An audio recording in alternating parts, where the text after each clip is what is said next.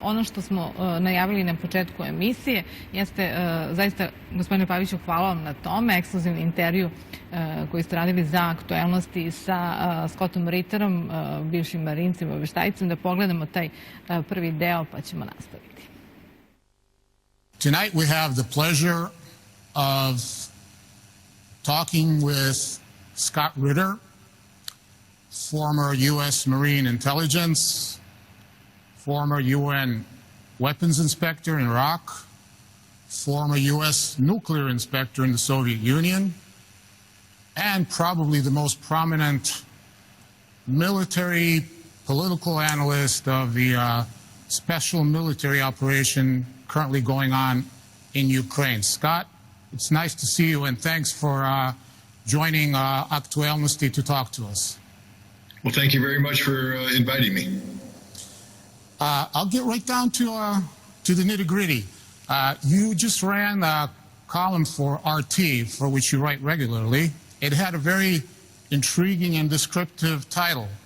It said NATO's chief arsonist-in-chief, Jens Stoltenberg, wants the Western public to pay for a Ukrainian fire he helped ignite. So, you know, for the benefit of the Serbian audience and also the audience of much of former Yugoslavia, which watches this show, can you elaborate on that a bit?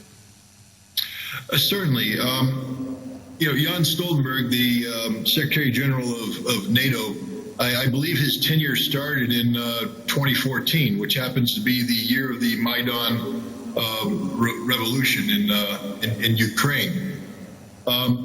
From 2014 until 2022, prior to the initiation of the special military operation, the policy of NATO was to train the Ukrainian army to NATO standards and use it as a proxy force to defeat Russian separatists in the Donbass region and to enable Ukraine to possibly launch a military operation that would liberate Crimea from what they view as Russian occupation. Now, at the same time that this is taking place, NATO and its constituent members, in particular Germany and France, were participating in something called the Normandy Format, which was a group of nations that had come together to try and find a peaceful resolution to the crisis that had broken out in Donbass following the Maidan Revolution and the unleashing of Ukrainian nationalists on Russian-speaking and ethnic Russian members of the Ukrainian nation that resided in eastern Ukraine.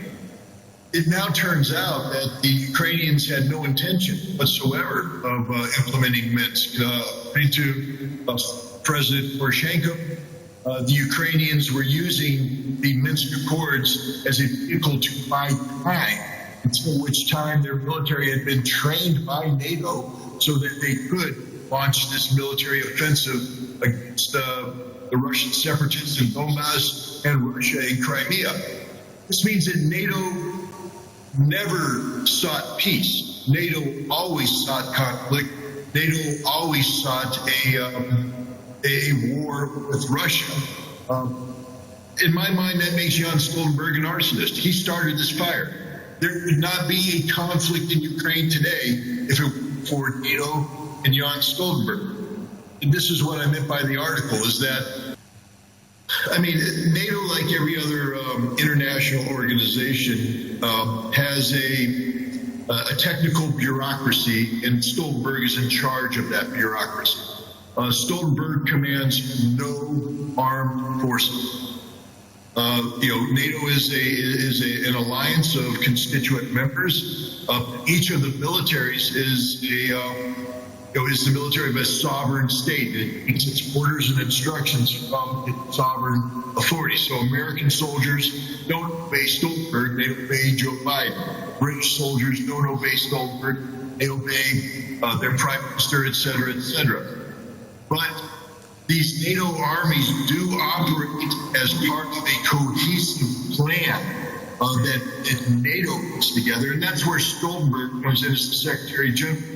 He helps coordinate this plan. He helps orchestrate this plan.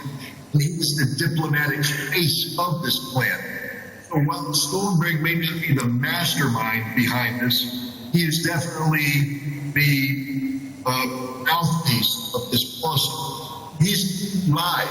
Remember, every time Stoltenberg spoke between 2014 and 2022 about the necessity of seeing Minsk brought into fruition, he was lying. Knew that the policy of NATO wasn't to implement Minsk, but rather to build up a Ukrainian military that could attack the Russians in the Donbass. NATO bragged about this. We have the United States military openly saying we train one Ukrainian battalion every 55 days to NATO standards, and then we ship them off to eastern Ukraine for the purpose of killing Russia. They were bragging about this. So, Stoltenberg is, again, he's an arsonist who set a fire, and now he's running around and trying to convince the world that Russia set the fire, that he needs help putting it out. Right. But let's get back to 2014. Now, the Maidan coup. Now, obviously, the biggest role in the Maidan coup, and I think it was owned, was by the U.S. government in the first place. And Victoria Nuland was, let's say, the front man or the front woman for that entire operation. Not only her, but she was the one who was the most prominent face of Maidan. So was that something that was engineered by what we now call the U.S. deep state, the neocons? Who holds the most responsibility for the Maidan coup in 2014? Barack Obama, President of the United States. This isn't a deep state intervention. This was a policy of the United States. If we go back when Barack Obama became president, he had an advisor in the National Security Council named Michael McFaul. Michael McFaul was the Russian expert brought in from Stanford University. McFaul came up with the concept of the Russian reset. If you remember the button embarrassing moment when Hillary Clinton presented Sergei Lavrov and realized that they spelled the word wrong. It said reset. But what it was really saying is regime change. Right. This wasn't about reset policy. This was about taking advantage. The fact that Vladimir Putin, because of his constitutional limitations, served a third consecutive term as president. He did a rotation with Dmitry Medvedev. It became president, Putin became prime minister, and we all believe that if Barack Obama suddenly reached out and tried to improve relations with Medvedev, that the United States could power him to stay in power, to remain president, and keep Putin out of politics in perpetuity. That's the goal of regime change. Bio je to Scott Ritter za aktuelnosti. Samo jedan deo, pustit ćemo nešto kasnije drugi deo i ovih dana ćemo puštati, pa i ceo intervju. Prvo što moram da vas pitam jeste, ovo je prvi put da daje intervju za srpske medije, ako ne i za medije u regionu. Koliko ono što zna o politikama naših zemalja i Srbije, ali i zemalja u regionu?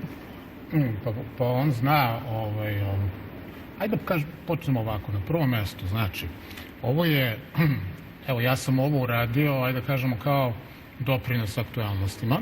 Ja znam da drugi gosti šalju razne materijale i tako dalje. Nekako se u aktualnostima, kako su krenule, napravila jedna atmosfera, čak i mnogo više nego kolegijalno. Znam da ljudi jedva čekaju da nešto ili da gledaju ili da nešto pomognu, da doprinesu, i to je zahvaljujući emisiji, vašoj emisiji, način na koji vodite, način na koji Silvana, koja je kreator ove emisije, napravila jednu atmosferu gdje svi se osjećaju kao učesnicima neke borbe, neke zajedničke stvari. I onda nikom nije teško da uradi šta može. A ovdje ste vi puštali više puta Scotta Rittera. gde je davao sa YouTube raznih intervjua. Jednom je dao intervju Solovjevu i onda sam u sebi pomislio, pa da vidimo, može bi to nešto kaže za srpske medije. Kontaktirao sam ga, odmah je pristao. Zna on dobro šta je Srbija i da nismo uveli sankcije Rusiji. Vrlo smo se lako dogovorili i smatrao sam da bi bilo jako dobro da mi direktno čujemo što on ima da kaže.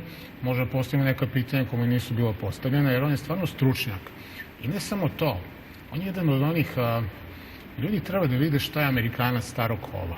To je iz onog vremena kad smo svi voljeli Ameriku ili bar hteli da odemo tamo, neki za stalno, neki bar da je posete.